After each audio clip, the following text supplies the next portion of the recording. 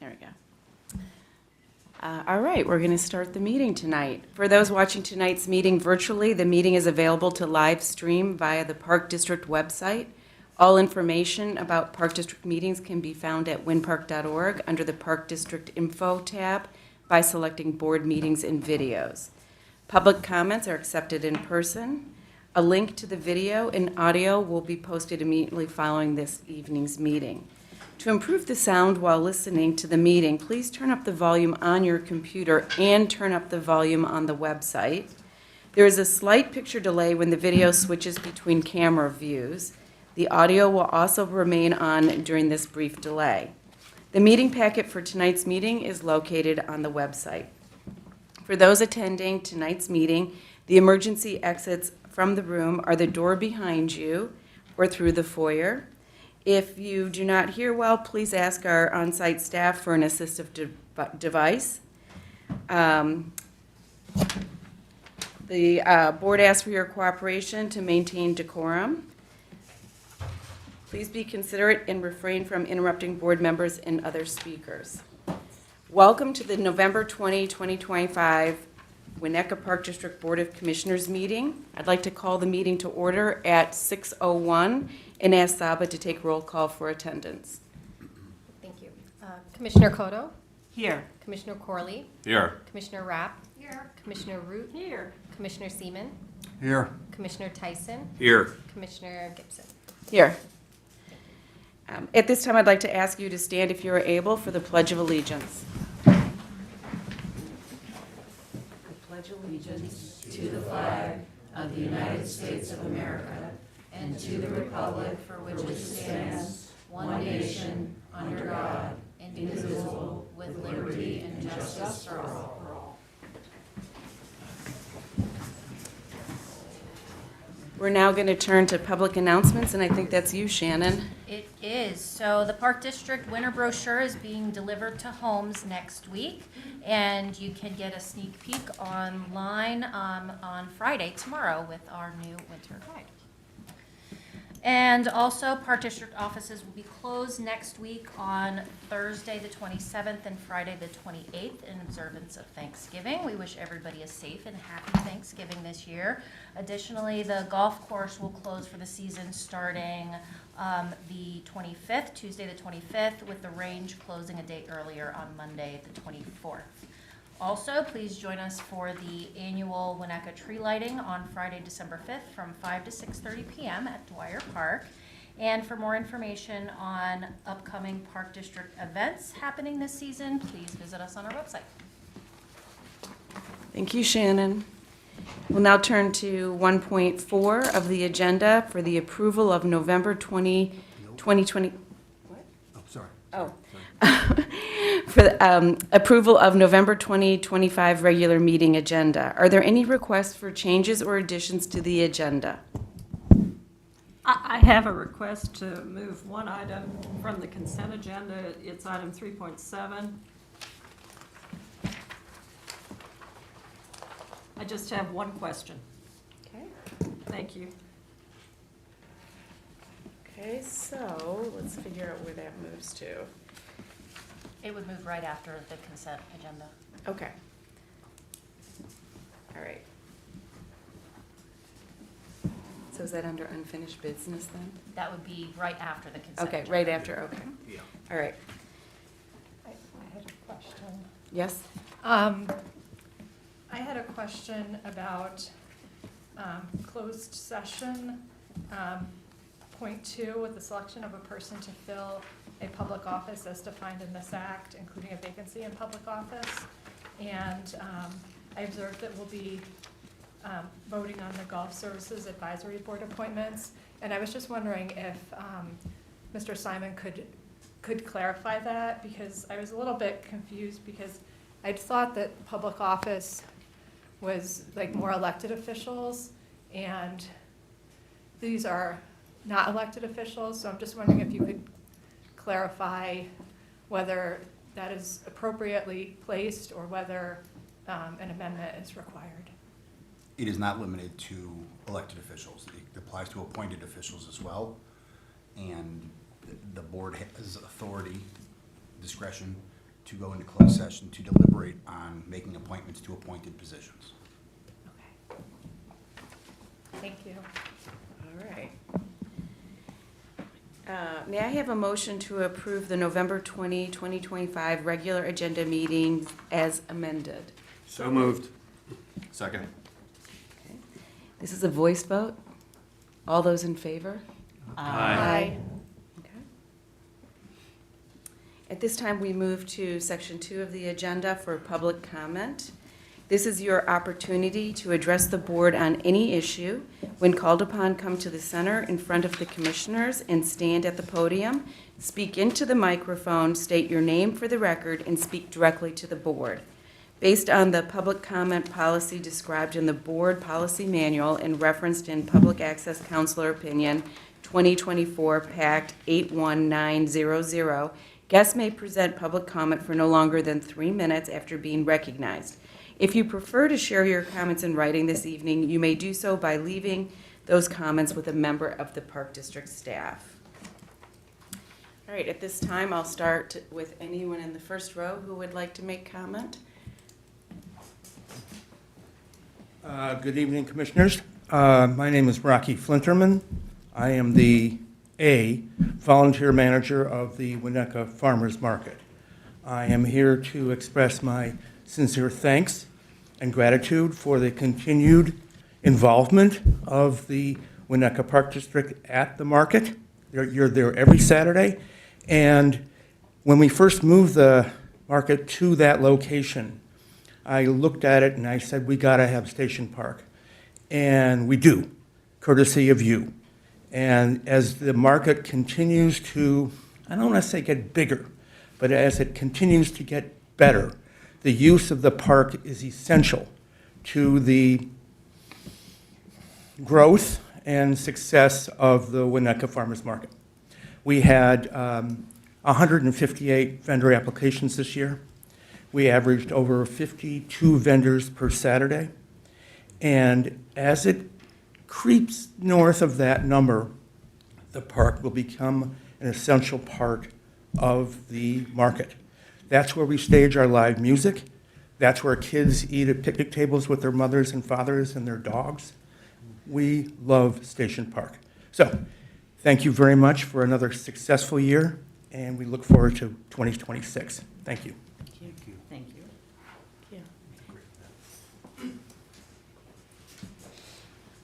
Good evening. I'm Terry Dason, the President and CEO of the Winnetka Northfield Glencoe Chamber of Commerce. And I'm here this evening to thank you for being partners with us for everything that we do, many of our things that we do, but especially the tree lighting that's coming up. And on behalf of the Chamber, I'm honored to be here tonight to express our deep appreciation for your continued partnership with the annual tree lighting at your beautiful Dwyer Park. We thank you for your investment in our community, especially planting of the tree, because we didn't have a pine tree in the village of Winnetka in the business district, and without the tree, it wouldn't be the same. I did used to light the tree next to Pete's Coffee, and that was just not working well. We only had like 6 or 8 people show up. So that was sad. Anyway, having the tree lit for the entire season, it really lightens up and brightens up the entire West Elm Business District, and we really appreciate that too. And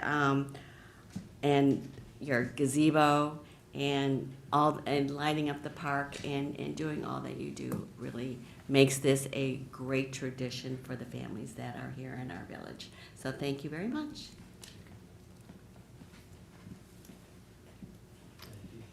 Thank you. Thank you for your efforts. Do we have anyone else in the front row who would like to talk? I got a few handouts. That one's for you, and then you can pass these around. Please, thank you. Good evening, Warren James, good to be back. 4 weeks ago, I addressed the village of Winnetka, urging them not to pass or approve a $197,000 change order to DeMayo. Karma struck. 5 days later, I spotted a section of the old storm sewer pipe in the surf off Centennial Beach. It was a 10-foot-long section that washed ashore on the 27th, and Park District, being the Park District, they were the ones that cleaned it up. I met with the village. I wasn't particularly satisfied with the answer, so on Friday, November 14th, I filed a complaint with the IDNR, Army Corps, IEPA, and MWRD regarding the improper, careless, and negligent actions by the Village of Winnetka and its contractor, resulting in the contamination of Lake Michigan. DeMayo commenced dredging without a permit. They were issued a permit after the fact. Shouldn't work that way. Section 1.11 of the contract, damage to the work site, and other property, reads as follows. Contractor must promptly and without charge to owner repair or replace to the satisfaction of owner any damage done to and any loss suffered by the work, and any damage done to and any loss suffered by the work site or other property as a result of the work. DeMayo is careless and negligent in its conduct of the work, resulting in the damage to the work site and other property. The very fact that a 10-foot section of pipe recently washed ashore gives cause for concern that other pieces of pipe are unaccounted for. There's simply no way to know if the beach is clean. This is all too reminiscent of the broken glass at Crow Island Park. Last year, the very same actors, the Village of Winnetka and DeMayo Brothers, working on school and Park District property, dispensed with the basic protocols for the sake of expedience, resulting in contaminated topsoil, including thousands of shards of broken glass being spread throughout the park, necessitating the prolonged closure of the playground and park awaiting proper remediation. Rules for thee, but not for me, is no way to run a community. Now, I handed something to Shannon. It's a report prepared by Julio Munoz of the Village. He did an excellent job of documenting the work that was performed. In that, however, he describes certain things that just aren't so. And I've had the opportunity to talk to Shannon and a little bit with Costa. In 1987, the Park District installed a concrete ramp immediately south of the Elder Pier. What was taken out of there by our contractor, Misfits, were what I believe is the underpinnings and the support of that. DeMayo and its divers found remnants as well. Beware of that. Beware that they're throwing you under the bus, and I urge you to seek the village to enforce that contract provision and get a thorough cleanup. Thank you. Thank you. All right, do we have anyone in the second row who would like to speak?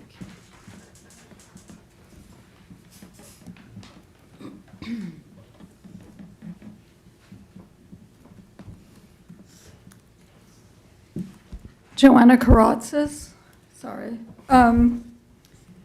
First, I wanted to reiterate my offer that I made several months ago to buy a dog beach pass, even though I don't own a dog. And I think, it may be a revenue opportunity for the village if the concept is marketed by the village. I've had my rabies shots.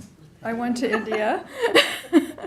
So I just wanted you to take that under consideration.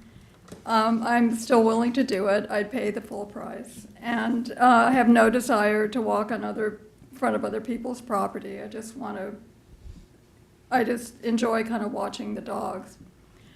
Secondly, I was wondering if the board would consider reinstating public comment at the end of meetings while all the issues are fresh in our minds. I think it's a long time to wait a month to hear a response by about something that somebody hears today, and then wait to December to respond to it or to say something about it.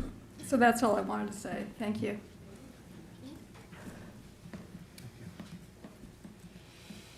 Anyone else in row 2? No? Row 3?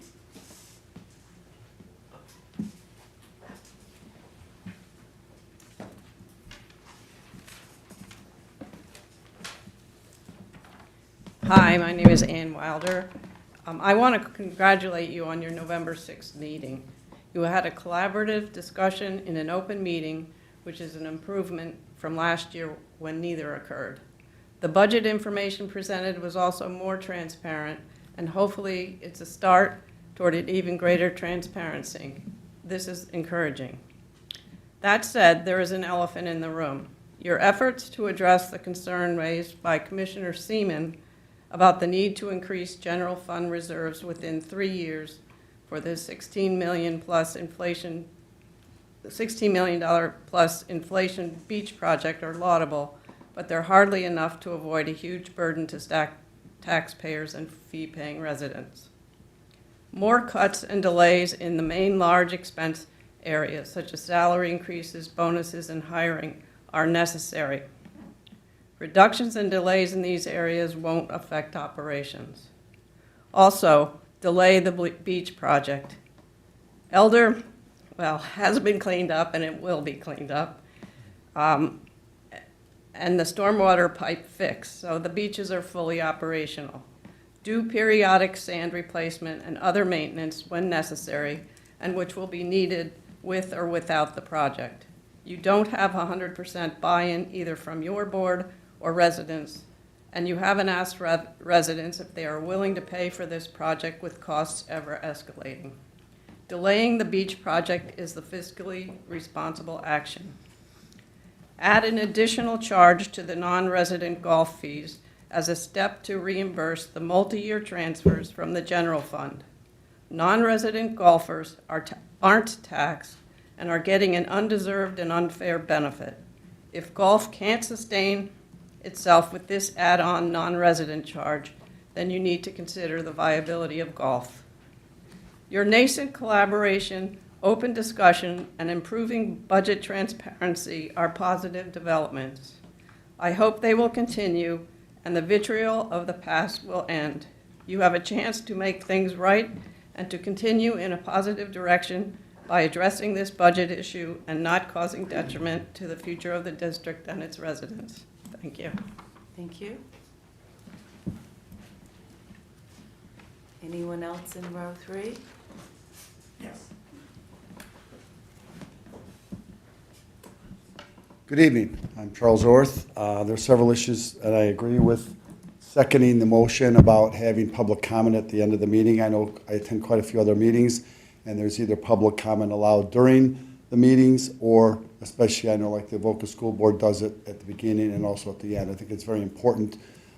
There's a lot of fresh issues that go on, and sometimes a quick public comment at the end of the meeting to answer a question or to follow up on stuff that you guys have been talking about is very important. Secondly, I know you guys are in the budget process, and I'm wondering if you had all looked at or should look at the Northfield Park, which is off of East Frontage Road and Lockwood in Northfield, which is Winnetka Park District, to putting in the tornado warning or weather warning device at that location, because there's lots of little kids that play soccer, there's lots of soccer leagues that occur there, and typically, as we all know, soccer is played in all kinds of inclement weather. So I know, and this brings to mind as a public safety person for 45 years, years ago at Duke Childs Field, there was a baseball player that was struck by lightning on kind of a clear day and was killed by the lightning, and since then I know the weather warning with the golf course and the fields are very important. So I think it was something that would be very helpful to make sure that we provide safety for all the little kids and even the kids that are there sometimes playing basketball or adults with their kids or grandkids playing at that park. So I think that that's something, I know you're going through the budget process. I'm not sure what the cost is. I know it's not that ridiculously high for an item that would incur a lot of public safety and also be something that wouldn't require a lot of maintenance, and it's kind of a one and done for that. Thirdly, I would like to announce that on August 22nd, 2026, the Village of Northfield will be celebrating its centennial party. In October, Northfield will be 100 years old. Winnetka's little brother, little sister, as it's been kind of termed for many, many years. And I am part of that centennial committee. And we're going to have bands and fireworks and music and entertainment and food. So if you want to put it on your calendar, August 22nd, probably starting, we're getting the times firmed up, but anywhere from noon to when the evening ends, with the bands and the fireworks. So again, thank you for your attention. Thank you for, I come to these meetings, and you guys are doing a great job. Keep up the great work. And thank you for your time. Thank you.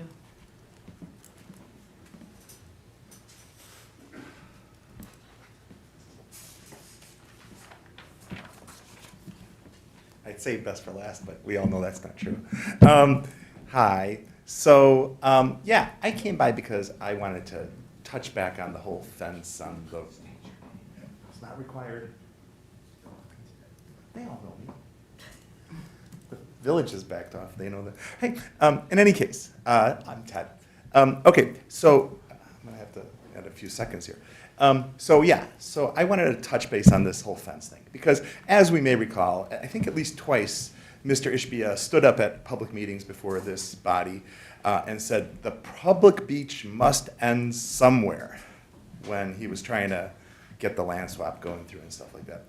And recently, the Park District acknowledged that the land swap is still active and it will at some point probably go through.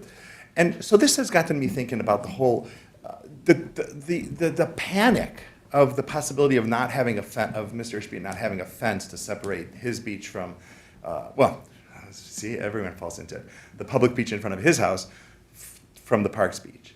And, you know, they had the construction fence, which should come down. Who knows if it has? There's no more construction. Whether or not that was actually permitted, it's a hard thing to know. So then tried putting a fence up on the groin, and that's kind of run into some problems. And, you know, the whole idea of like not being able to walk around the groin because it's, you know, possibly, depending on how you parse the law, private or not. And the Park District said they would talk with them and, you know, get a, you know, like an agreement that there could be an easement. And of course that never happened because he's not going to do that. And now we've moved the fence a few feet into the Park District, quote unquote, Park District land. And now the fence goes all the way back up to the seawall. And there's going to be a gate in it. But the thing is that once that land is transferred to Mr. Ishbia, since the agreement is still there, then that becomes his fence. Now, the village says he can't put a fence there, but he'll inherit a fence. There's nothing to keep him from locking that gate. And so I don't understand why the Park District is so adamant about helping one private individual privatize public trust land.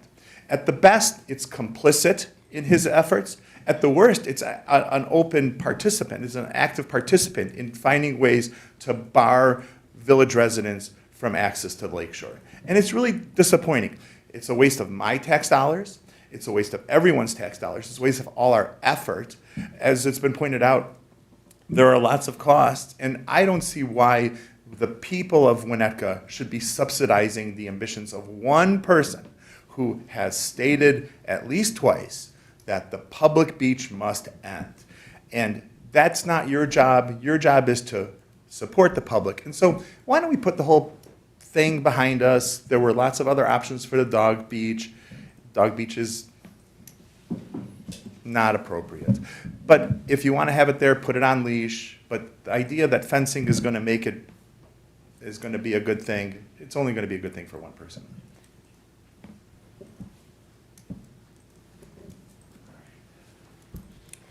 All right. Follow up? Sure. 10 seconds. Okay. Regarding Charlie's remarks about weather and siren device Right.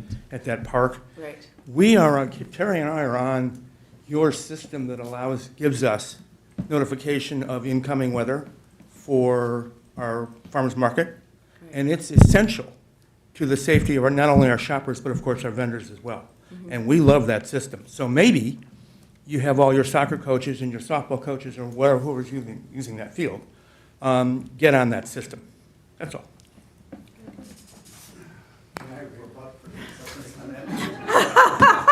I'm sorry, but when you're out there and there's lots of little kids that are playing there that don't have phones and they're young, and so it's a great system to have on your phone, but if you don't have a phone or your phone's dead, or weather warning alerts the neighborhood, everyone, and the kids playing there. So I think, you know, it's a great idea about the phone, but that's not really what we're talking about. It's no different than at 3 o'clock in the morning when the tornado siren goes off and you're sleeping and maybe there's a power failure and you have no power, that's why the weather warning devices exist. So I don't think the kids, when they're playing soccer, are carrying their phones, and a lot of the parents might have left their phones in their cars. So I think it's imperative that an actual device be placed there. Thank you. Okay, we hear you. All right. So I think that ends public comment for now. And we're going to move. We are going to move to the consent agenda, and we've already noted the amendment. We're removing, what, 3.7? Yeah. 3.7.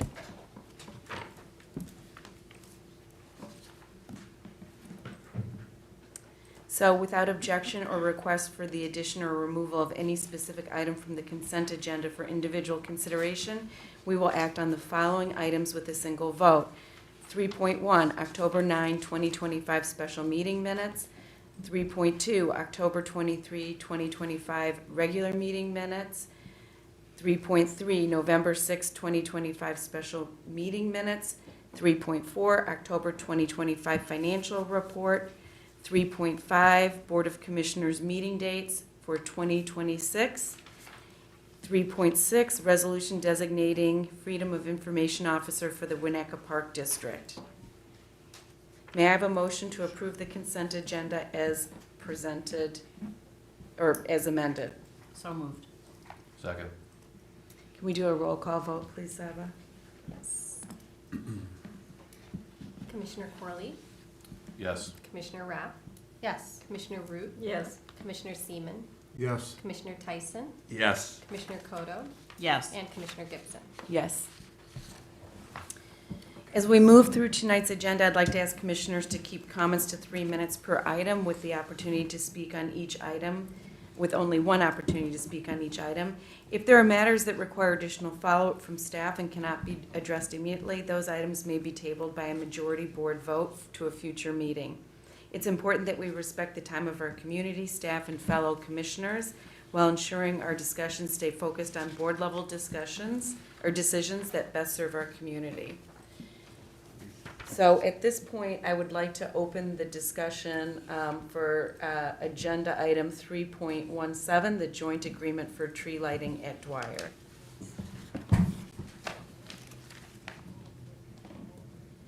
Commissioner Root? Yes. I just had one question. First of all, I'm sorry that Terry and Rocky left, because I'm equally excited about the tree lighting coming up here.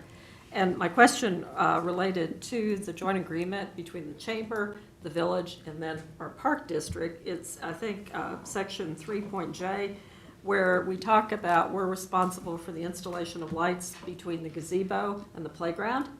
And we've had a situation where we had an injury last year. And so my question is, are we adding some, whether we are, or whether the chamber is, or whether the village is, are we going to have more lighting in that park, hopefully so that no one slips and falls and knocks out teeth or breaks something, or a child gets lost? So are we doing any additional lighting this year?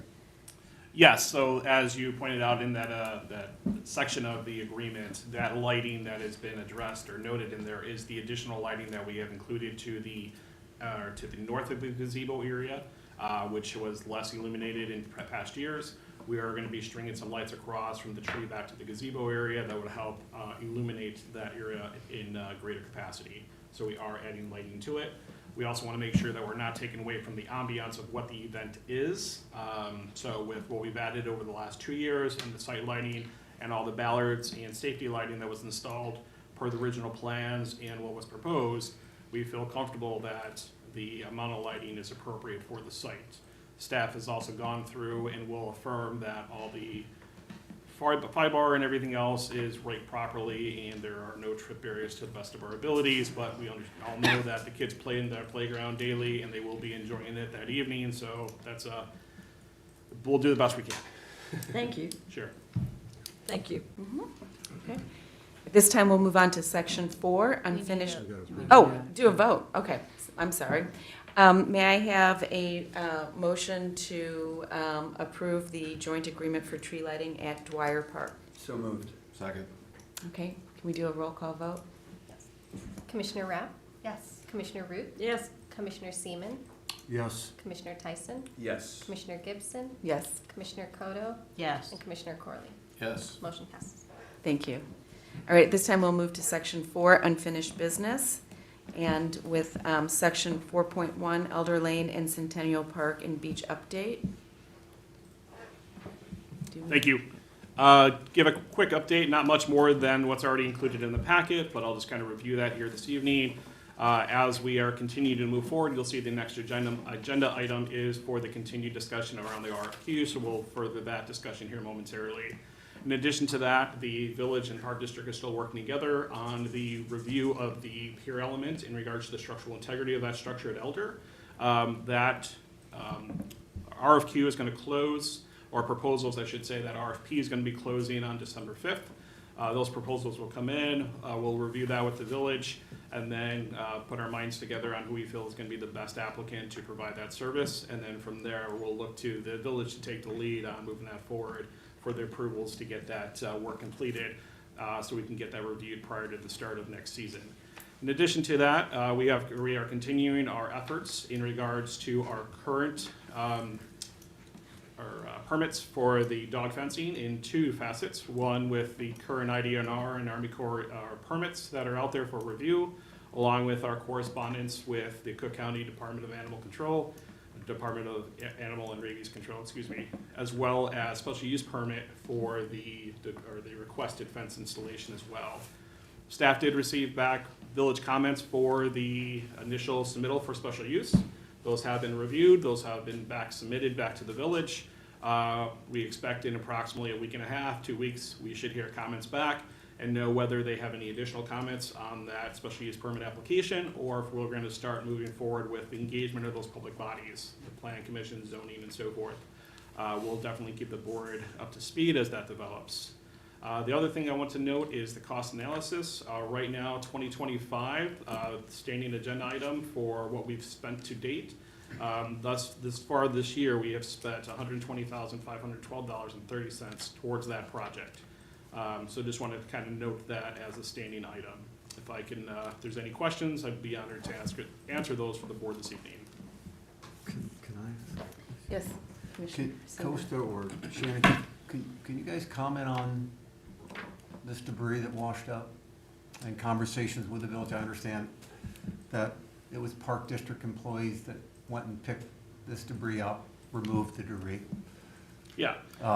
Just speak to your conversations with the village, and we spent, what, $100,000 to clean it up. It appears that perhaps maybe there has been some debris due to village work, so I just want to get smart on it.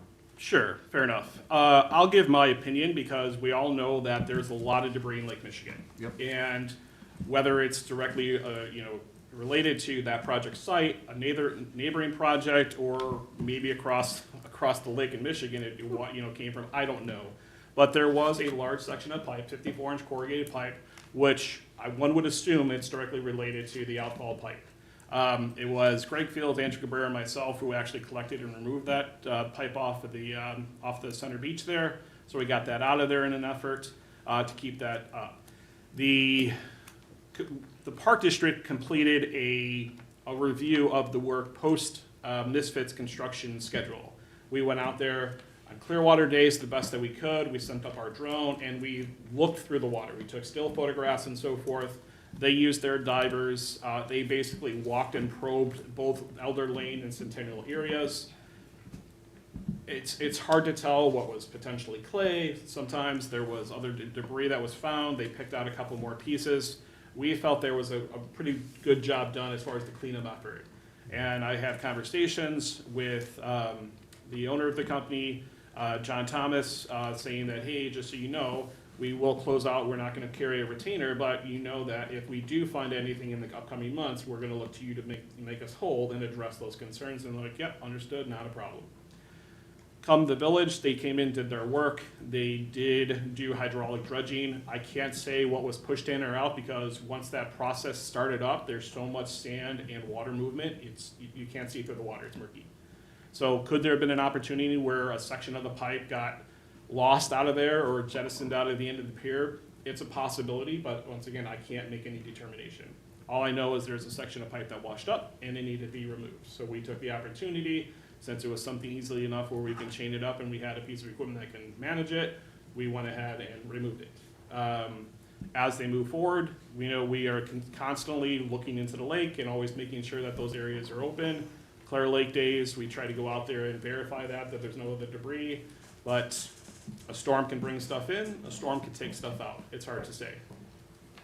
I guess the question is, what are the conversations we've had with the village in regards to this? That was really my question. Sure.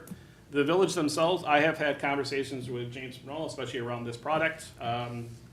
He offered up that he would help assist with the removal. We said that we can pull the unit out and then they would get rid of it, in which they did. As far as beyond that, there hasn't been much conversation in regards to additional debris at my level. Shannon, I don't know if there's been further conversations at your level with Kristen or not, but that's about what I can tell you.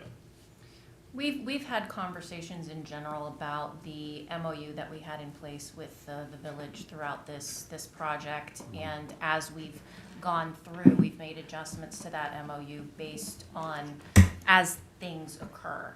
So there are always opportunities to have conversations on those things. I keep a very open dialogue with the village manager, and it is very positive at this point. We're getting a lot accomplished together.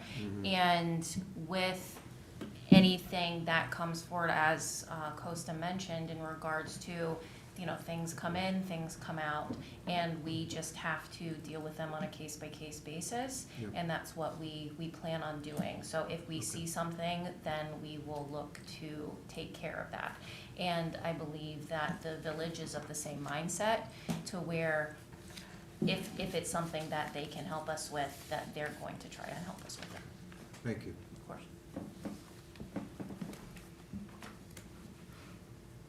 Costa, did you have anything else with regard to 4.1? Unless there's any additional questions, I have nothing else to add for 4.1. Oh, sorry, Jeff. No worries.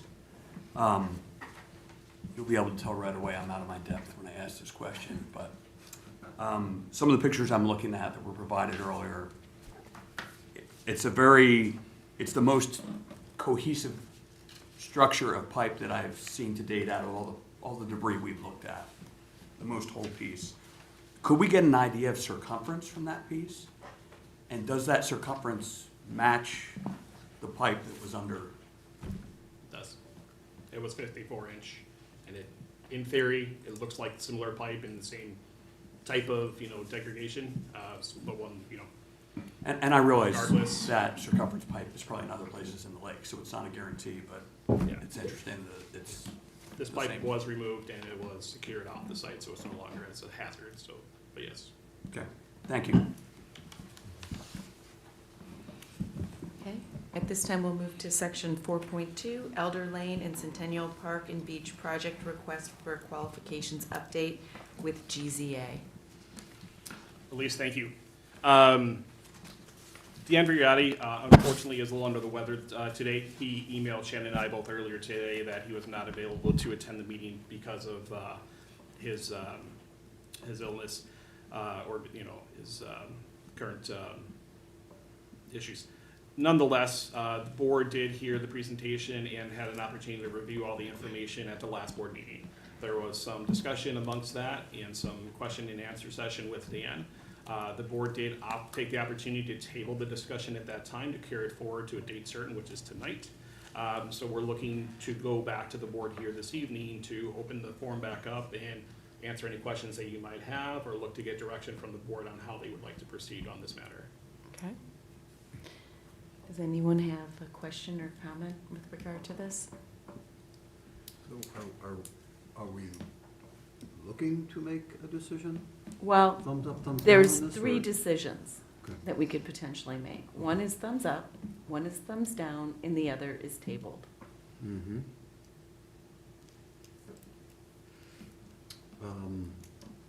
I'll go first. Okay? Listen, I learned a lot during the presentation. Certainly greatly appreciative of it. I'm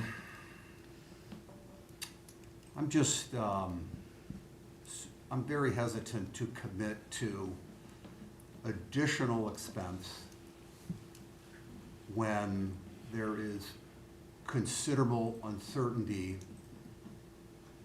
in terms of, well, what we can do at Elder Centennial by the IDNR, Army Corps, and obviously Village of Winnetka. So I do believe we need to continue to move forward. I do believe in protecting these beaches. I do believe that, well, one of our, I don't know, 10 designs that we have, one of them should work, I would hope. Perhaps not the most recent one that went through some of the recommending bodies, but I just don't want to get the cart in front of the horse. So I think it's a lot of money, and we're not exactly sure what we need. So, Okay. with all due respect, and again, I learned a lot during the presentation. If we are going to vote, I'd be a thumbs down at this Okay. juncture. Okay. Anyone else? Okay. I share Commissioner Seaman's concerns, but rather than being a thumbs down, I have a question of the executive director. Is there any hope of bringing back Red Barn Engineering? Is that horse dead? Never gonna happen? So we've had conversations with the consultants that we still have on the team with Lakota and Space Call. And there is a potential for continued conversations, but we don't have anything that would be ready to take to the board right now on that. And I still believe that there are concerns, those same concerns from Red Barn Engineering that they had previously in regards to their contract language. So that's the hurdle that some of the, that Red Barn and some of the other consultants are talking about right now. But whether or not it's a viable option, it's still up in the air. I don't think it's a dead option, but it's not a slam dunk. So if I understand correctly, there is an opportunity potentially to work again with Matthew Wright of Red Barn. Potentially. Potentially. And then I have to be quick here. With respect to GZA and Dan Variotti, it appears that they did a very good job with Kenilworth, and that the Kenilworth project has moved along expeditiously, actually ahead of schedule. So that's a positive for GZA. Rather than being a thumbs down, I think I would be, this would be an item to table to see if we can work with our original engineer. And then I am with you, Commissioner Seaman. We don't know what this plan may ultimately be. My final thought on GZA and Mr. Variotti is he is an excellent spokesperson. He talks well. He has extensive technical expertise that we heard about when he was here. And he's worked all over the North Shore on these projects. So he brings that expertise. So, thank you.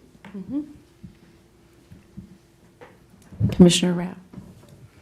Would just introduce a fourth option that I asked about at the end of the last meeting.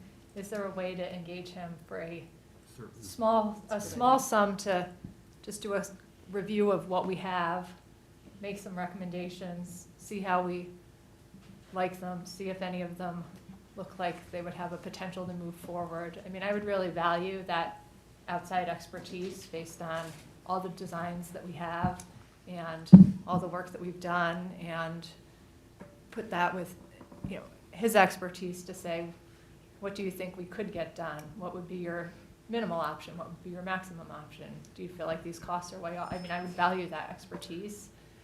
And then, then we can decide from there. I'm certainly not on board with going another $427,000 now, but if there's a way to tap into some of the expertise to get a little bit of a view on feasibility from an engineering standpoint, and marry that with feasibility with our, political climate, that might be a benefit and a path to try to keep moving forward.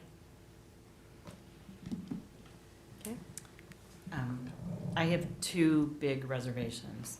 The first is that we'd be paying someone to review work that's already been done, review and verify work that's already been done. We have drawers full of different plans, and I think that we have an engineer who knows those plans inside and out, and to hire someone to review those is a duplicative expense. That concerns me. The second thing is, there was a golden opportunity to watch the last ZBA hearing and watch the last Plan Commission hearing to completely understand the political climate that we're in, and that did not happen on the part of GZA. And consequently, what they proposed to us, the Cadillac of plans, was out of step with what would be the de minimis requested by the village in their ordinances. So not doing, you didn't have to listen to all 28 hours of testimony. You could have simply gone to the last zoning and the last Plan Commission hearing and gotten the gist of what the objections were. And those could have been addressed in his presentation to us. That seems like a big miss. The third thing is his work was used in opposing our permit request. And if you're 100% ethical person, you simply say, I want to be 100% clear about this up front. I prepared this information in a neutral fashion. I know it was used in opposition, but that was not my intent. You just get it right up front, out in the open.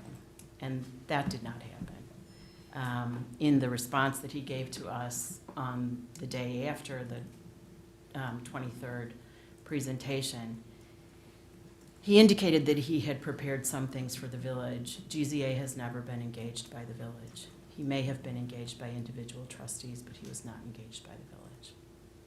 I'm a thumbs down.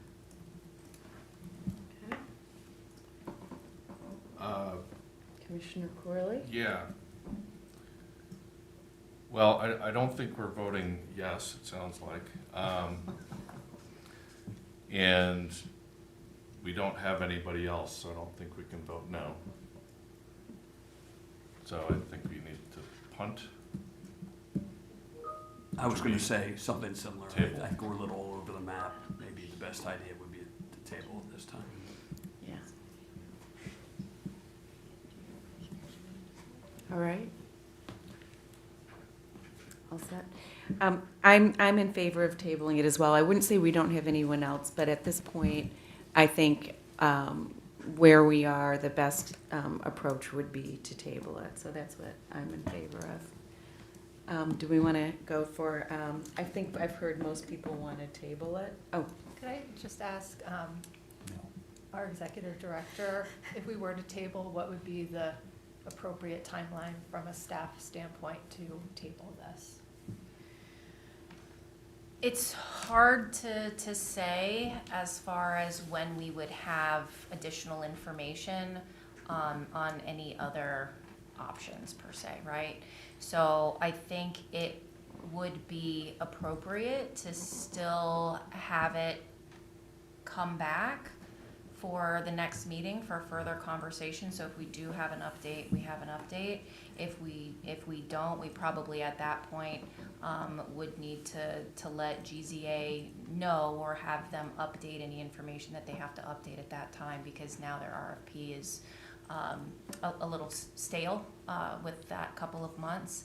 So I would think it would be appropriate to come back. I don't know what information we would have at that point of the December meeting, but we could always provide an update at that time. That's a good idea.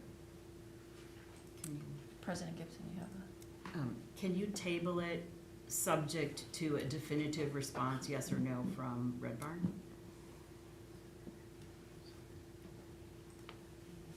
So I don't- we I don't- undertake, we can table it, but we need to table it to a date certain, or we need to table it to a precipitating I event. think so, because I think in order for us to have a yes or no response from Red Barn, wouldn't we have to actually have a motion that adopts the arrangement with Red We would.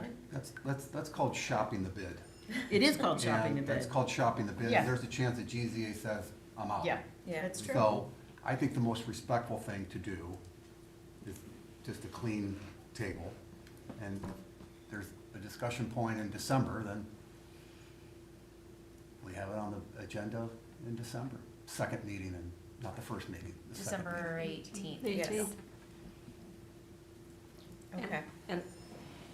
And could we also reach out to GZA and have them respond to the comments Commissioner Coto raised this evening? Because what I heard from Mr. Viriotti and what I read was somewhat different than what I heard from Commissioner Coto. So I think we need clarification here on what type of work was performed by GZA on behalf of a private individual and for what purpose.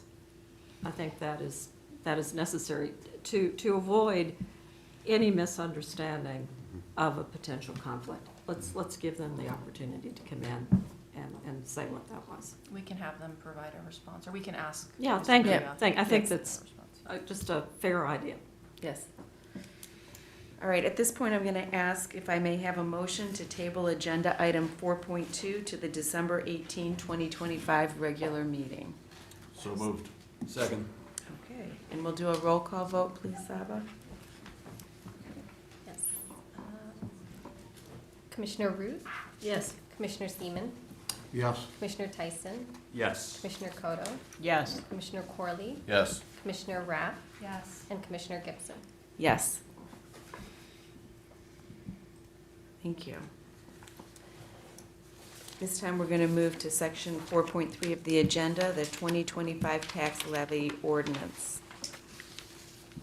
Yes, thank you, Commissioner Gibson. So I'm bringing the full-time pay scale. Well, actually, we're going to the tax levy ordinance. I think that's Jim Crocker. It's the wage scale. Yeah. Oh. Scale. I'm so sorry. I've got a difference here. Okay. You have All the right. draft agenda. Yeah. All right, so at this point, sorry, Beth. At this point, we'll go to 4.3 of the agenda for the amendment of the full-time wage scale. Yes. Okay, so as discussed in August, maybe? I don't remember the first time of when we discussed the previous market study that was done in 2023. The scale has not been updated since that time. And in looking, in doing a review of entities that participated in the study, the original study, they have moved their scale. So they've moved it between 2 to 5% each year. And then Glencoe Park District had recently done a market study using, it's now called MGT, but the same organization we had originally used, in which comparing their scale with our scale, the majority of the grades are below the 50th percentile on ours, not theirs, The scale. the scale, Okay. or basically at the 50th percentile. So the scale has fallen behind based on what the board had originally approved to be at the 60th percentile of market. So, and with CPI data over the last 2 years, it has gone up 3% and then 2.9%. So based on inflation and based on what the market has done for Park District scales, I'm proposing, and based on earlier discussion of the board feeling like asking for 6% was high, I'm proposing and bringing back 5%. and requesting that the board have discussion and determine whether or not we amend the scale to be 5%. Now, this is just the scale. This does not impact or give additional compensation to employees. All employees, current employees, with that shift, their salaries would fall within the new scale. Can I ask a question? Yes, please, Commissioner. So just to learn here a little bit, so when you go to hire someone, it's, I guess, practice that you put out a pay range, right? That you put out what? A pay range, this pay scale. So, yes, usually I don't put the whole range, like Okay. minimum to maximum, because we don't usually hire at the top of the scale, then no one has anywhere to Right. go. So the hiring scale is generally minimum to midpoint. Got it, okay, so you put that out when you put it out on your, On the job ad, it's law, you have to. and then that effectively dictates the level at which the if you decide there's a person that you want to hire, that dictates the conversation that you have with that individual on appropriate pay. Yes. You can't go outside the range? What if someone is like, hey, I'd work for less, or I guess I need more? How does that conversation happen? It's not a definite that we wouldn't go above the midpoint. It all depends on their experience level. But we also look at internal equity. So we wouldn't want to hire somebody from the outside who has the same level of experience and knowledge into the same job and be paying them more. That's generally been my practice, and I've had to have conversations with candidates at previous jobs of when they ask for too much and would be impacting the internal equity, of to have that conversation of, well, we also have to consider these factors, and so we can't go that high. And then they either decide to turn it down or accept it. Thank you. Thank you. Commissioner Root? Just for purposes of clarity, for a public, how does this impact current employees? As I understood, it really doesn't. It doesn't. Thank you. Thank you for that. Commissioner Rapp? First, I want to thank Beth for all the hard work on this. I feel like with this budget cycle, we have been much more focused on the pay scale, where we are with other park districts, the merit increase in a kind of a holistic way. So I really appreciate that. Thank you for bringing the proposed pay scale back for a specific approval, because I think it's good to have that clarified. I would say, following the recommendations of the GovHR study that we did, I mean, they had a recommendation to review this annually. So I, would hope this is a start of seeing this each year so that we don't get out of sync, and perhaps, more specifically identifying the appropriate inflation adjustment. I have seen other districts, this comes out every year as part of their budget cycle. They benchmark to a specific government study or look at a range of studies and do the same exercise. For some, it's a separate approval like what we're doing. For others, it's a specific appendix to the budget. Either is fine as long as it's clearly identified and communicated. So thank you. The other comment that I have that I still feel like is open is just the merit increase amount.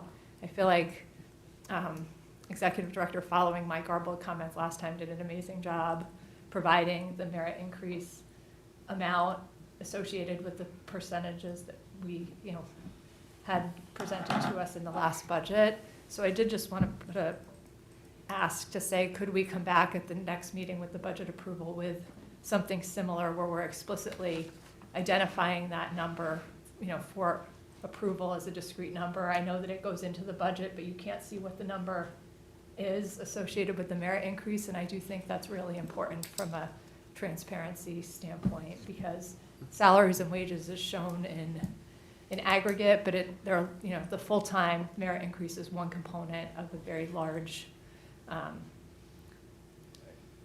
mix of other types of salaries and wages. We have part-time, we have seasonal, we have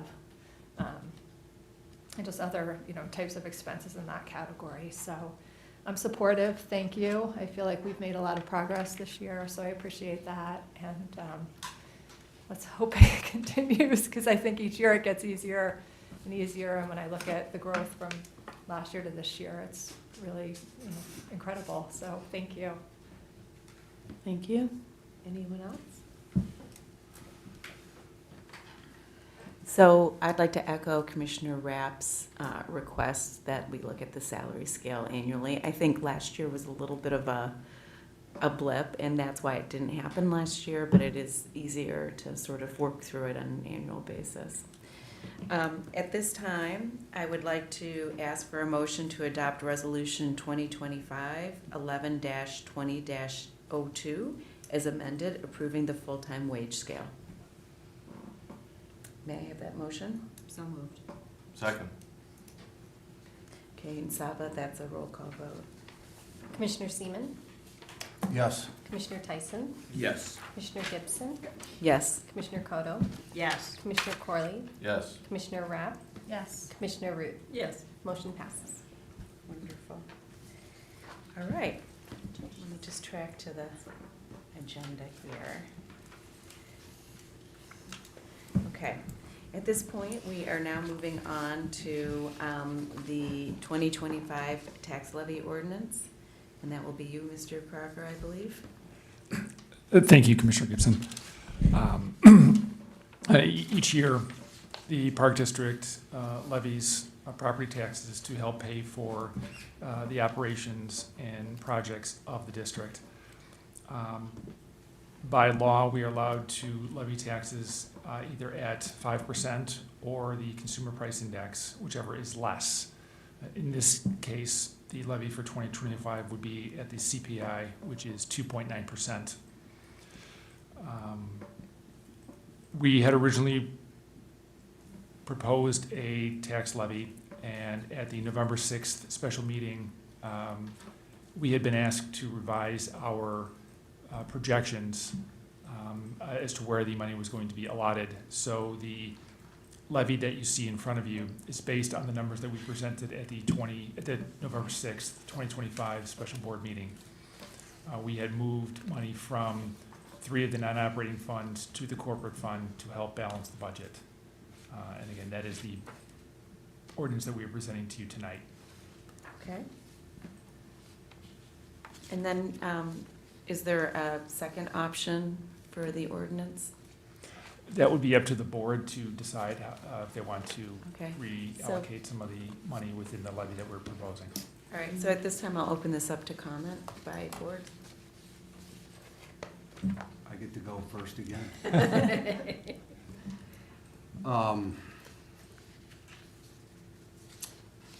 Yeah, I thought the numbers were, I've never done this before, but I thought the reductions in the 3 miscellaneous funds were a little large.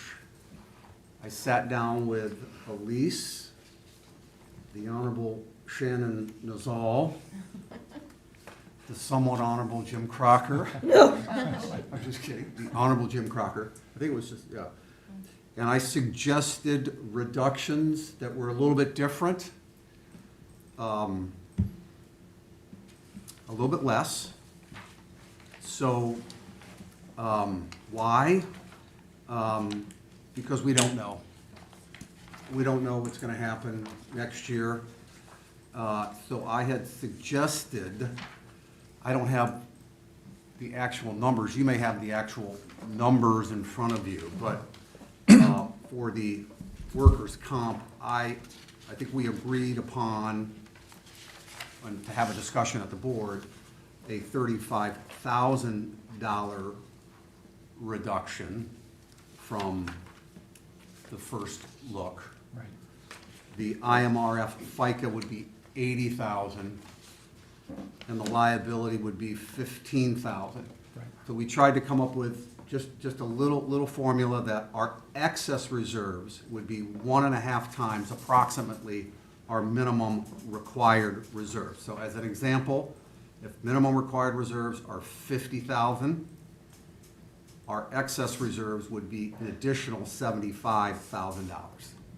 So it would be a total reserve of $125,000 in that example, to hold them consistent through those three funds. So it's overall a little bit less money that is being reduced from those miscellaneous funds and therefore allocated to the general or corporate fund.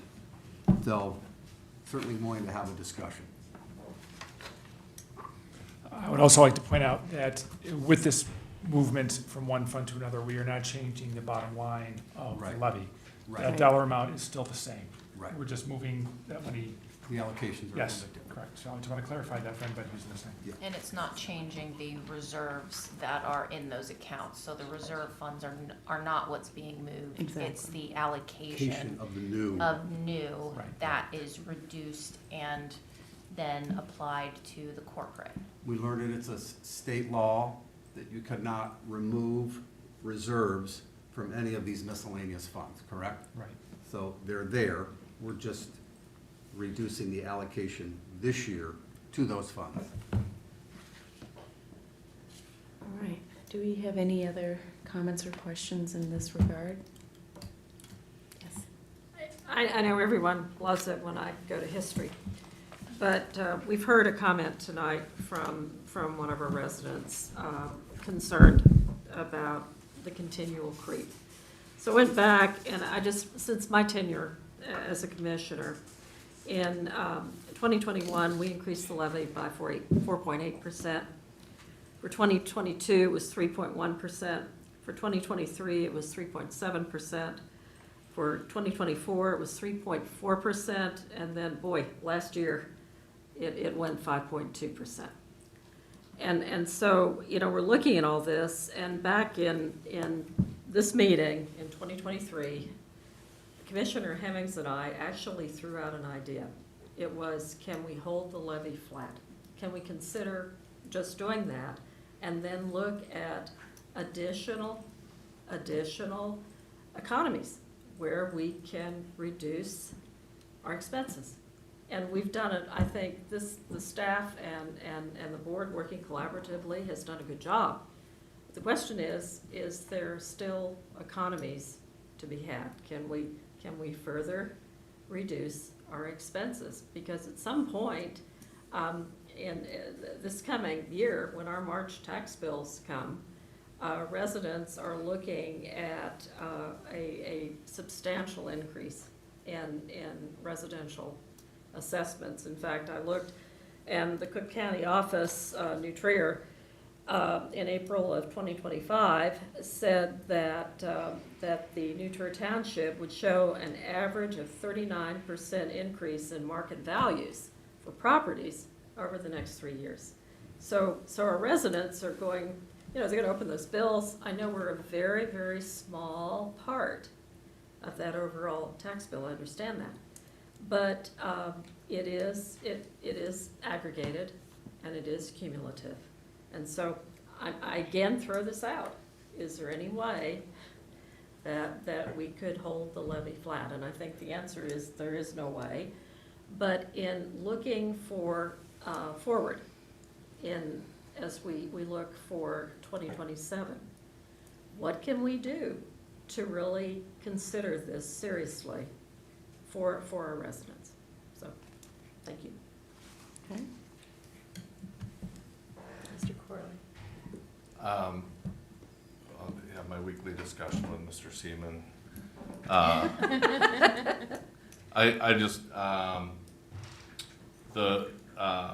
I'm trying to understand the proposal there, or the comments you made about not reducing these contributions to reserves by as much in 1 year. Yeah, my take on it is these guys did the numbers, you know, I asked if there was going to be an impact on these departments to do their job or anything, and it seems like the answer is no. Yeah.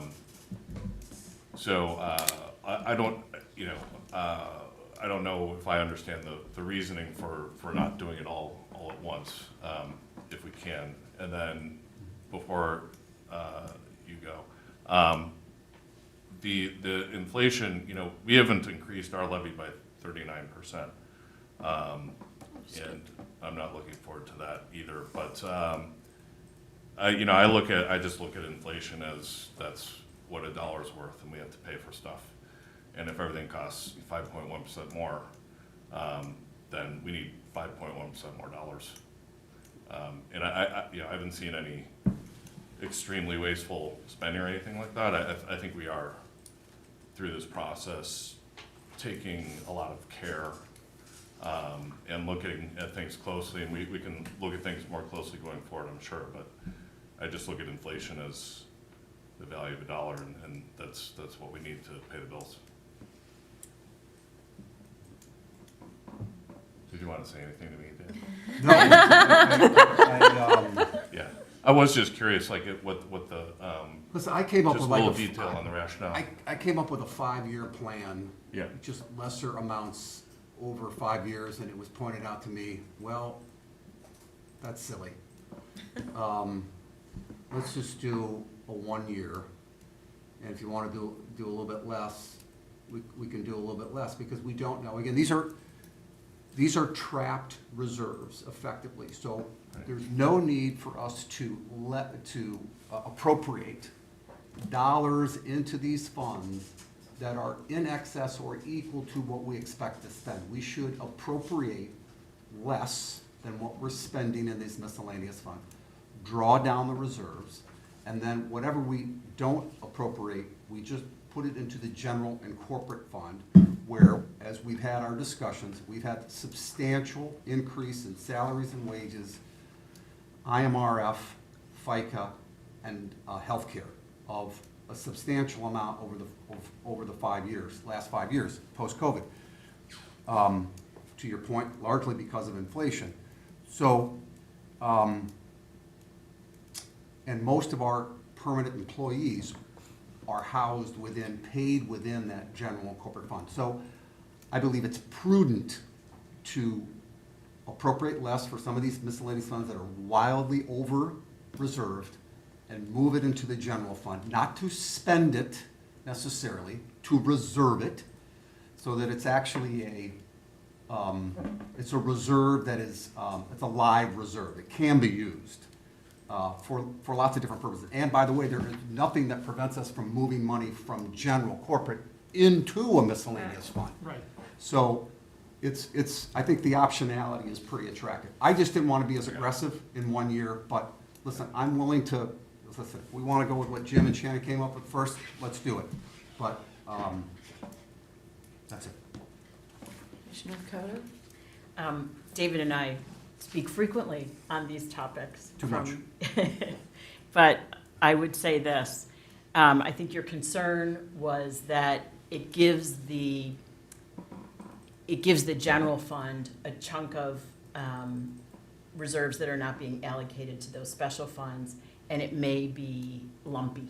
Mm-hmm. And Right. consequently, it may give the illusion that there's excess money to be made. There's been enough discussion, I believe, there's been enough discussion about why we're doing the reserve allocation to the general fund, so that it will be clear to us. If you do it over 5 years, I won't be here, you Right. won't be here. Right. That path gets lost. If you do it now, you make the adjustment, everybody knows, the conversation is in public, then you can understand that it's not a recurring source of funds. It's a one-time adjustment to correct for the fact that a lot of the special funds are over-reserved.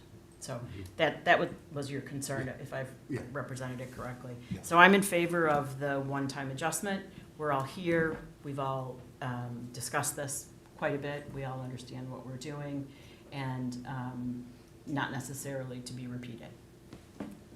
But are you in favor of the one-time adjustment in the original amounts proposed or in the revised? In the revised amounts proposed as presented in this Okay. ordinance, as Okay. presented in this levy. And thank you for the revisions. Yeah. What was the original amount appropriated away from those three funds? The original amount appropriated away from those three funds totaled $190,000. We're now talking about moving $130,000 to the corporate fund. I think the biggest delta was the liability insurance fund, correct? The biggest delta was actually the IMRF fund. Was it? Okay. Right, we'd originally proposed $100,000, now we're lessening that to $80,000. And then what were, for the listening audience and the rest of the board, what were the other? We had originally proposed moving $60,000 from the liability fund. We have reduced that request to $15,000. Right. And we'd originally talked about moving $30,000 from the workers' compensation fund. We're now moving that to $35,000. Okay, got it. And again, the numbers that I came up with, well, that we all came up with, was 150% excess reserves of minimum. So Right. we're still Way over reserve. way over reserve, but you just don't know. And I think the 60,000 took, my opinion only, took that liability fund down to a level that was, a bit less. Maybe it was 100% excess versus minimum. So I just wanted to have some benchmark, but. President Gibson? I wanted to make sure to clarify that the ordinance numbers that are in the public agenda currently are what Jim referenced as the original. Oh, okay. And the quote-unquote revised was based on conversations with commissioners that was to be discussed this evening. So what is currently in the agenda packet is the quote-unquote original, and what the public sees right now. The additional information that has been discussed tonight about those reduced amounts is separate. That would be amending the ordinance that Okay. was presented, Right. just for clarification. Thank you.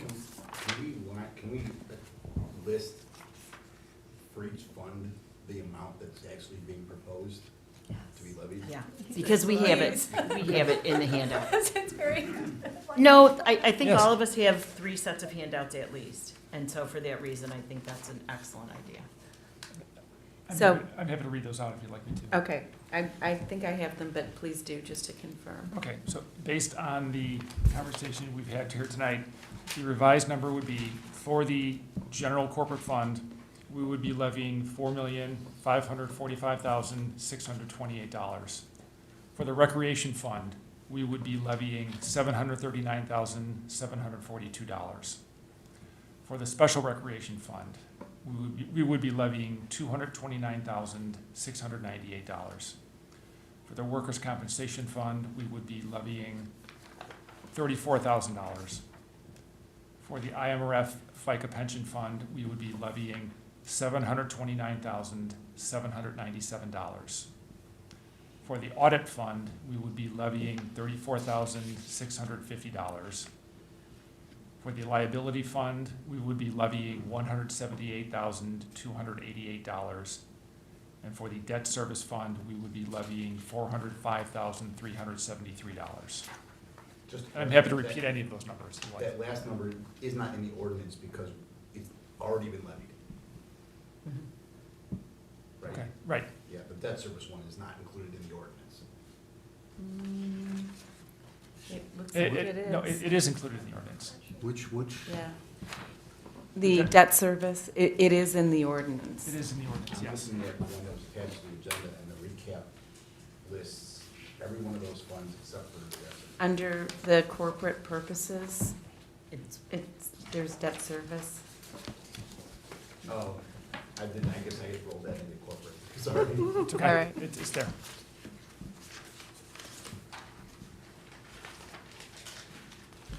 All right. Right. Yeah. So at this time, yes. I'll just make a couple of comments. comments? Sure. One, President Gibson, you're gonna double check before you sign that the numbers are in line? Sure. Okay. You can come with me if you want. I'm so confused, I'm not 100% sure. Okay. But if David's happy on this one, then I'm happy. The other comment that I have, though, is that we've had a lot of good discussion. We're making this one-time adjustment, and I just want to make sure that in the budget narrative, like in the budget book, that this is explained very clearly, like what the rationale was, what the considerations were, that it's a one-time Do you want a footnote? transition. We Yeah, plan on, we we should do plan footnote. on adding. Okay, Yeah. We okay, specifically talked about footnotes, okay. no. because it's hard to remember. We like Yes, it's footnotes. hard to Not remember. We like In the footnotes. document, you forget. And so footnotes, Jim and I talked about footnotes, Yes. whatever we decide, Yeah. let's have a lot of footnotes. No, I think that's good. I think, now that we have our pay scale increase with our memo, with our, resolution, like, those are good things to include in the budget book so that we just remember that we did them and then we remember to do them again. So I think, good. I'm glad that's in the plan. Thank you. Does everyone have the numbers correctly We- noted? on We the- have a prepared Excellent. alternative. Okay. Excellent ordinance. So, I personally, I'm very much in favor of sort of the revised numbers, and even though we call it a one-time adjustment, if next year we still see these huge over-reserved amounts, we may want to do another adjustment, most likely not the same amount, but I think that this is not in any way intended to be a common practice. Okay? Listen, Jim, thank you for sitting with me, Shannon. I've learned more this year in this budget process than I've ever learned before. So I know it was time with Beth and you, and Elisa, Shannon like 6 times. So thank you for your time and patience with me. There's a lot of learning. I'm not saying for you, for me. All right. So may I have a motion to adopt ordinance 2025-008 as amended, approving the 2025 property tax levy? So moved. Second. And that's a roll call vote. Commissioner Koto, Yes. Commissioner Corley, Yes. Commissioner Rath, Yes. Commissioner Root, Yes. Commissioner Seaman, Yes. Commissioner Tyson, and Yes. Commissioner Gibson. Yes. Motion passes. All right. We are now moving on to the 2025 supplemental tax levy ordinance. Thank you again, Commissioner Gibson. In 2014, the Winnetka Park District issued general obligation bonds for a number of reasons. A portion of those bonds were used for construction purposes, capital projects throughout the Park District, and a portion of that bond issuance was used to refinance the 2005 bonds that had been sold 9 years earlier. The debt service extension base allows us to, or determines how much we are able to levy for tax purposes. But it has not kept up with the interest that we are required to pay on these 2014 bonds.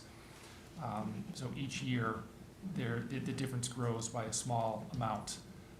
What we propose to do here is pass this supplemental tax levy to cover that difference between what the debt service extension base allows us to collect and what we are obligated to pay to those 2014 GO bonds. We had looked at this last year, and the motion by the board was to approve it for 1 year rather than for the life of the debt service.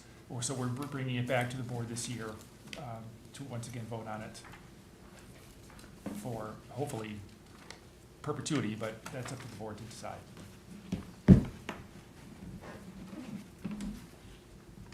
All right. Do we have any questions or comments by commissioners?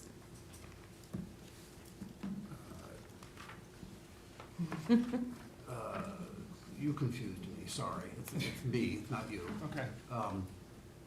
So this is an annual levy specifically for the 2014 bonds. Yes. We're not approving anything. This is It's nothing just- This new. is just a one-year levy approval specifically to fund the payments on this 2014 GO. To fund the difference between what we are allowed to collect and what we owe Okay, got it, okay. What we were allowed to collect when we sold the bond. when we sold the bonds. Got it. Thank you. We've learned more, we accrued more authority since we sold the bonds. We're capturing that authority. Got it, okay. Thank you. We have a choice in terms of how we capture it. We can capture it for the life of this bond, which was the original effort last year, or we can capture it every single year and review it. If you capture it, the philosophy of capturing it remains the same. It's whether or not you want to revisit it every single year. And We should. we should. Should we not? You're gonna recapture it every year regardless. Okay, So, I mean, that's my point. okay. Yeah. If you want, show, go ahead. You can do it every year. That's fine. That's what we'll be doing. Let's just make it more convenient for all of us, right? If we Yeah. do it all. It's broken down obvious forever, what we're doing, yeah. We don't have to redo it every year. I see. We're gonna have to redo it every year anyway. Right, yeah. Okay, okay, Yeah. okay. I got it. Commissioner Yeah, so Root? You know, life's uncertain and things change. And an annual look at this, in my opinion, is good for two reasons. One, every year we have new commissioners, and so we're educating our board. And then two, one never knows about where things may go with respect to budget and finance. So I like the annual look. I think it takes us, what, 5 more minutes at a meeting?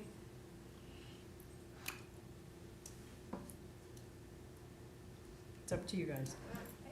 It's up to you guys. Yes. Go ahead. No, it's okay. You're- I was, Commissioner Root's comments made me think of the question of how much staff time is devoted to looking at this every year. Approximately. It's part of the overall budget process, so it's hard to carve out specifically how much time is spent on this. It's part of what we do every year. So. But if we weren't doing it every year, would it be a big impact or not? For the staff, time-wise? I wouldn't say it'd be a huge impact. It would be helpful, but it wouldn't be a significant impact one way or the other. Commissioner Rapp? Just, because this includes the refinance of the 2005 bonds, for this, is it something that's going to have another opportunity to refinance? And what would be the trigger to us to look at it if we're not reviewing it each year?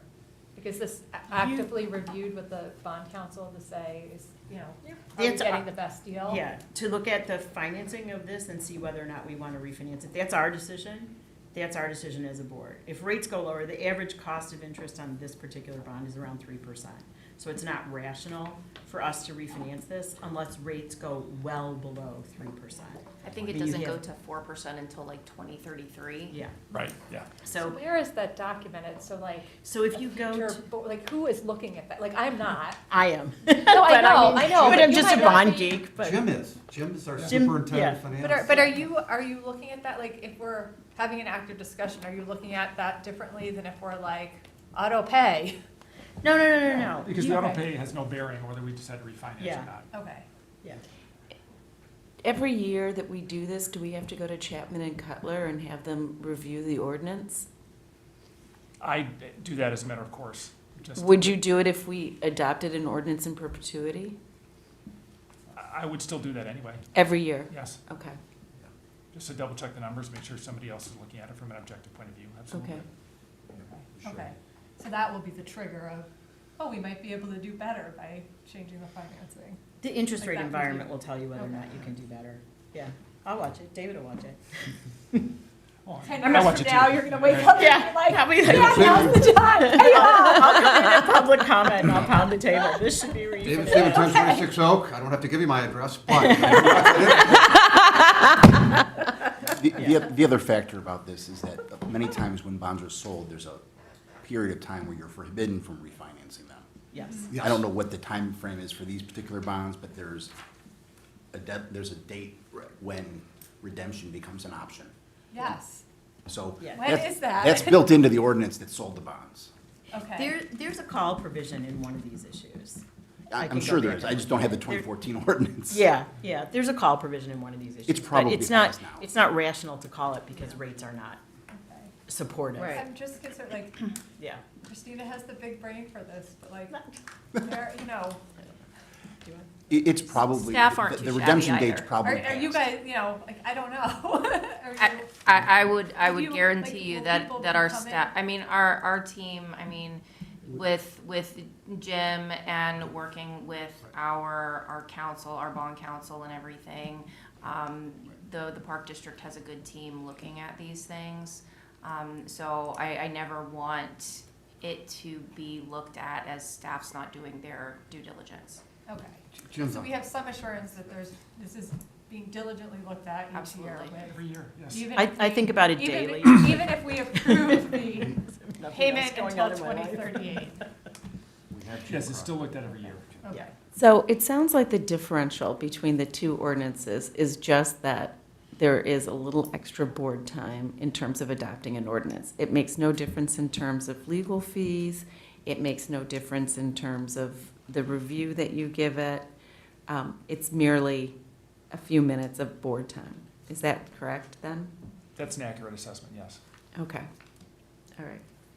Maybe more than a few minutes, because it goes through this every year. Yeah. Oh, well. Every single year. Next Every year is going to single be year. 2 minutes. I don't, personally, I'm in favor for this particular issue because it doesn't, we can still refinance this issue with other bonds and the action that we take simply is repealed. Yeah, there's a series of steps that you go through if you decide that you want to refinance this issue. So for me personally, I would say approve this differential levy in perpetuity. We will all be watching the rates, clapping for the day when we can refinance everything at 1.2% again. But, yeah, that's my personal feeling, just as just as an efficiency. Okay. All right. So, let me see. How do you want me to make that motion, Adam? Do you want me to make that motion? Yes, you can make the motion. Wait, So, the ordinance right now. Yeah. So you just want to approve the ordinance as written, right? no. The ordinance as written is, Annual. No, Annual. I don't think so. is it in perpetuity? I think it is in perpetuity. Okay, perfect. Okay. Then I'm happy with All right. it as written. I didn't understand much, but I Yeah. understood. It's okay, Okay. perfect. Then I'm happy All with right. it as written. Because that's Exhibit A. They were attached separately on the agenda. Okay. Thank you. This would reset the amount of the levy for the balance of the term of the bond. So my motion is to approve the levy, the ordinance number 2025-009, which is the supplemental levy, as written. I'll second that. We've had the discussion, I think. Would you do a roll call vote? Commissioner Tyson? Yes. Commissioner Seaman? Me? Yes. Yes. Commissioner Root? Yes. Commissioner Rapp? Yes. Commissioner Corley? Yes. Commissioner Kodo? Yes. Commissioner Gibson? Yes. Motion passes. Great. All right. At this point in time, we're going to move on to the executive director's report. The quickest part of the meeting. All of the weekly status reports, legal expenses, and the golf course update are attached, and I'll ask any questions you may have, answer any more questions you may have. Any update on the 2 construction projects?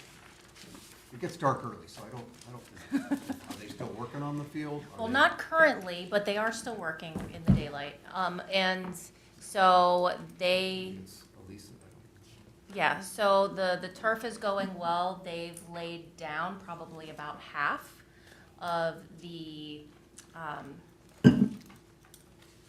subsurface layer as well as the carpet. So you'll see that out there in the daylight. And they're still ongoing working on that. They were grading, for lack of a better word, of the gravel on the other end. I know today, I know they'll be working through the holiday, trying to get as much done as they can before bad weather comes about. So they're moving and grooving on that project. I know with outdoor tennis that they are, as far as they are going to be pretty much right now for the winter. And then once we get back into the spring and when everything else opens back up, then we'll be able to do the finishing surfaces and the coat on top of it. So, and right now we're preparing for tree lot, so. For the Boy Scouts. For the Boy Scouts, yeah. All right, thank you. At this point, we'll move to commissioner comments. Please limit commissioner comments to 3 minutes. Does anyone have commissioner comments? Commissioner Root? I just want to wish everybody a wonderful Thanksgiving holiday for you and your families. I want to thank staff for all your work, and I hope that you have some time to just have some fun because it's been pretty intensive work for you. And then I want to tell you what I'm thankful for. I am particularly thankful for our involved residents who come on a regular basis. They sit through these meetings, which are not exactly exciting, and they deliver such thoughtful comments. And I think we as a board should be most appreciative of those comments, no matter where we sit on any particular issue. So for those in the gallery still, thank you very much. Thank you. All right, at this time, we're going to move into closed session. Cynthia? Oh, sorry, I didn't see you. So my commissioner comments are not nearly as lighthearted as Commissioner Root's comments, but they're more anticipatory of our discussion in closed session because I am concerned that they would not meet the narrow confines of the discussion in closed session, so I'm going to make them now. Just on thinking further about the golf advisory, the advisory board, which I am very excited about. I think it's a good thing for us to have advisory boards and engage the public. I just, in thinking about this topic more and then going back and looking at our resolution and our policy manual, I observed a few gaps in that I don't feel that the function or the functional characteristics of the Golf Advisory Committee have been as well defined at this point. And as we talk about the specifics later, I just wanted to point out that we do not have a quorum requirement identified for this group or a target number of committee members. So I think that's important to consider. We've not identified a term of office.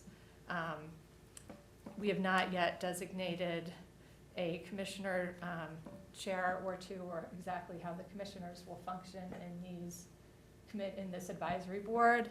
And then also, I had hoped that with any advisory board that we create, that there is a balance of residents representing a range of viewpoints. So I just wanted to put those comments out there in open session because I don't think that they will meet necessarily the strict requirements for the closed session discussion. So I just wanted to leave people with that. So Can you repeat? Yeah, I'm sorry, not the whole thing, just the parts of the. quorum requirements, what's our size to be viable? Okay. And, for the total committee size. Okay. What's the term of office? Designation of the commissioners serving, or is the commissioner serving as chair? Are we having one commissioner or two commissioners? And then also the emphasis on representing, having a balance of viewpoints represented on the committee. So just wanted to put those out there for thought. Okay. Commissioner May I add to Commissioner Rapp's comments? As I understand, we now have a very vibrant women's golf club. Yes. And I don't think we see representation of that. And then secondly, is this the appropriate time to move forward with this? Or should it be, we're about to close the course. Should we maybe look at this in, I don't know, February or March? And we might find that we have a more robust response as people think about, getting ready to get back out of the course and play golf. Just things to think about. Okay, do we have any other commissioner comments? Oh, Commissioner Coda. We have been meeting regularly, President Gibson and I, together with Executive Director Nizal, have been meeting regularly with the village waterfront liaisons and the village manager. And the next set of conversations will happen between Executive Director Nizal and the village manager. And we'll see the progress that can be made there. We have articulated and discussed a variety of options for making the process more streamlined, making the process more efficient. And one of them is to make the meetings that already take place between our executive director and the village manager add to their agenda the waterfront. Nothing is binding. Everything will be coming before the board for final decision. But for the next couple of meetings, they will be the ones having the conversations. So we've met since June, and we've had some good conversations. We've had some good discussions. Made a few field trips. Yeah, tons of field trips. So I, in terms of commissioner comment, I do think this is the right time to look for to compose a golf services advisory board. When you think about it, we're rolling into the holidays. They're not really going to be too focused. And then, planning needs to start. It's, for a golf course, it's several months of early planning. So I if we wanted to wait a month, yes, but I'm not in favor of waiting until February, because by the time they're composed, they meet each other, talk about objectives, meet with Kemper, we're behind the 8 ball at that point. So anyhow, if we have any more comments, I'd like to know. No? All right.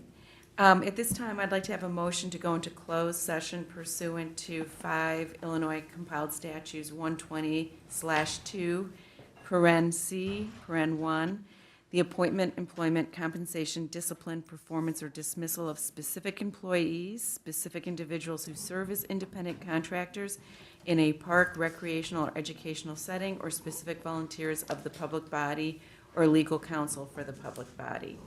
Also pursuant to 5 Illinois compiled statute 120/2, paren C, paren 3, the selection of a person to fill a public office as defined in this act, including a vacancy in the public office when the public body is given power to appoint under law or ordinance.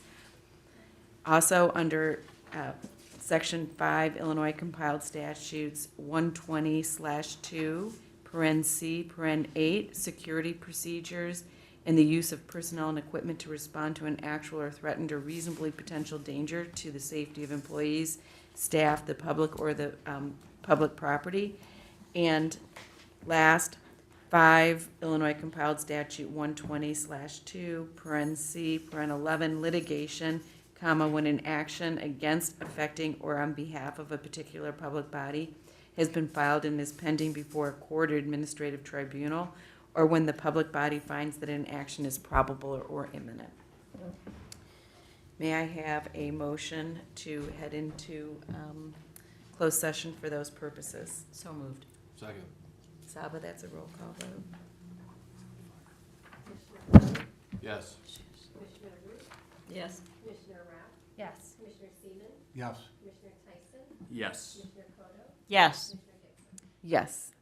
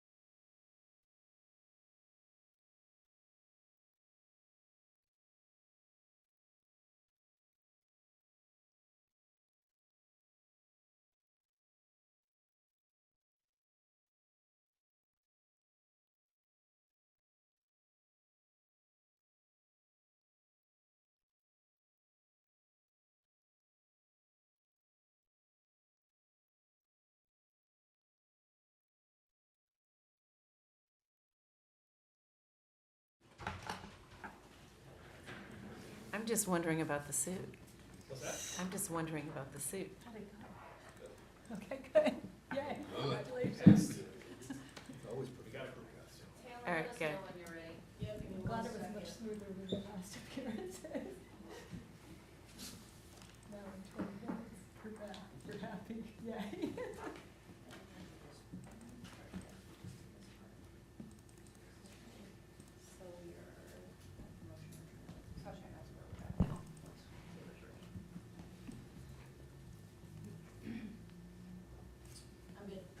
Perfect.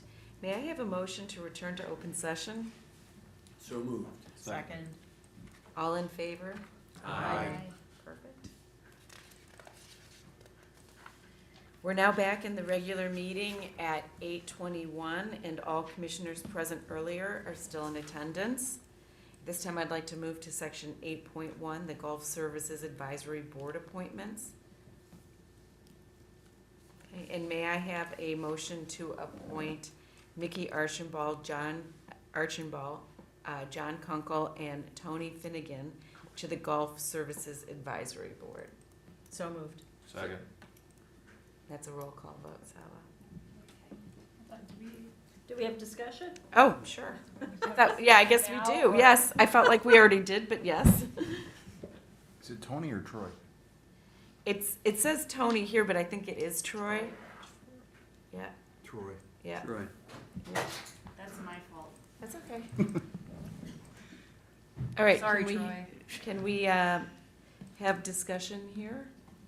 Yes, Commissioner Rapp. Okay.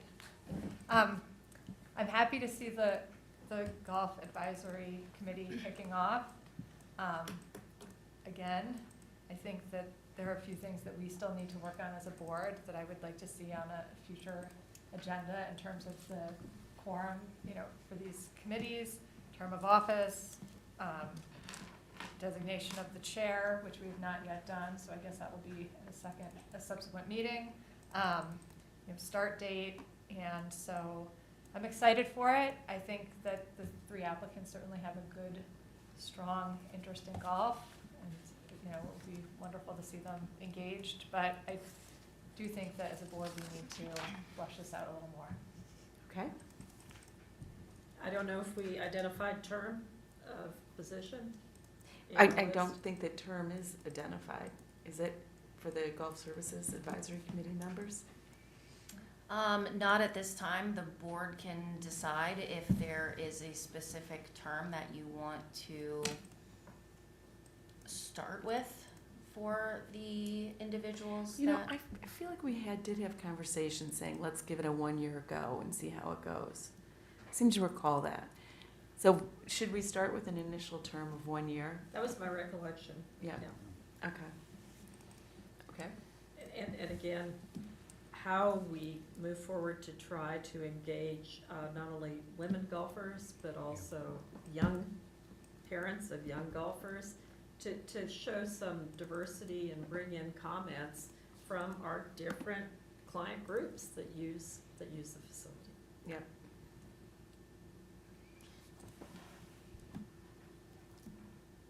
Yeah, if we don't do it right, it'll fail. Yeah. It'll just fade away. Business is too important to this district. Kemper does a great job. Probably a record revenue this year. I agree, we need broader representation, but I think this is the right time of year to start. If we could give the board and Kemper some deliverables, is that the right deliverables? Some deliverables before golf commences in late May. Yeah. Just something to continue the momentum or to gain momentum, so that's all I got. I'm good. You good? I'm good. We have to start somewhere. Okay. Yeah. All right. President Gibson, if I could. Yes. So what I would say from a staff perspective is what I would like to do is invite the new members to have a meeting in January Okay. to start the process and have a conversation. However, board policy does indicate that there does need to be at least one commissioner on the advisory board as well. Okay. So that's probably something that we would need to determine as a board, or the board needs to determine. At this time? At a time prior to a first meeting. Right, okay. And from that side of things, when it comes to the composition of the advisory board, it follows OMA standards. So a quorum would be a majority of the members of that advisory board. Unless it's a 5-member board. Unless, yes. Sorry. And so, as far as it would be, they would be recorded, there would be agendas, there would be minutes, they would occur in this room, and staff would be staff would be present to take those minutes, to record that, and act as parliamentarian of such for those meetings. Kemper would have a representation there. The Park District staff, we would have a representation there in those meetings. We would not be voting members, but we would be there to answer any questions or assist the advisory board in any way that they would deem appropriate. It's also an advisory board. They can't make decisions that move the golf course in any direction other than providing a report or comments of such to the park board. So, in light of that, it seems to me that maybe we should say their term starts January 1. At the time that you're saying we need to sort of, have it put together for that, start out with having a commissioner serve and so forth. So that gives us a next meeting, Sure. regular meeting, to appoint 1 or 2 commissioners.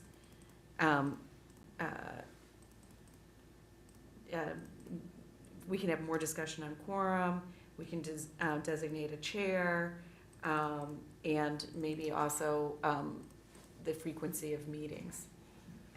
The frequency of meetings is addressed in the resolution Oh. creating the advisory committee. Okay, is it? Okay, all right. I believe it's quarterly.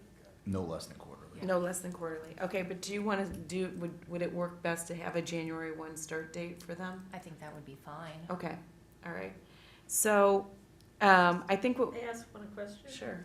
I presume that their meetings will be publicly noticed? Absolutely. And on the diligence site? Yes, ma'am. So, thank you. Commissioner Rapp? Is there an intention to reopen the applications? It's still up on the website. Okay, because I think we had a deadline of We the did. 13th, so. We did. It's still up on the website. When we've mentioned the application at every meeting since that time, since it was originally put out. We have reached out to the golf community for interest as well. We reached out to even the caucus to see if there was anyone that they would like to send it to. We've put it out there as much as possible. For all of those out in the ether that may want to apply for it, the application is still up on the website, and we'd be, of course, happy to bring back any more applications for the board's consideration. Okay.